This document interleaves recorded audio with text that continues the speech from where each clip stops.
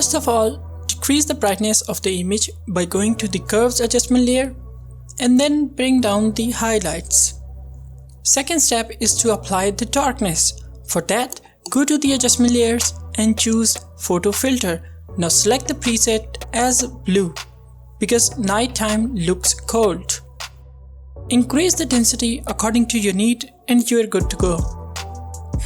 This is okay, but you cannot call this photo a nighttime image without having a moon in it. So let's add a moon to this image. I am creating a new layer and naming it as a moon to remember it. Then I'll choose my brush and look for my moon brushes in the brush panel.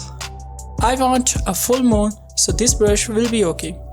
Making sure the foreground color is white and opacity is 100 and flow should be like 80 to 90% and just one click. By the way, if you don't have the moon brush, no worries. You can download a lot of moon images from Google.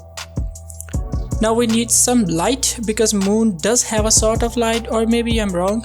Anyways, let's select the brush tool and let me grab the sunshine brush.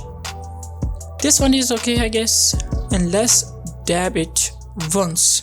Now I need to adjust this light according to the moon size. For that, I'm gonna use the perspective transform tool like this, and yes, this light is too harsh. Let's blur it by going to the Gaussian blur and let's increase the blur size so the light covers up the whole image like so. Now let's add a glow to the moon. For that, create a new layer, select a soft round brush and flow should be like 10 to 20%.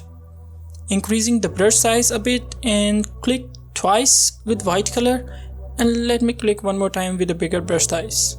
And there you go. Nice. After doing all of these, you can apply a color lookup table to blend the image even more.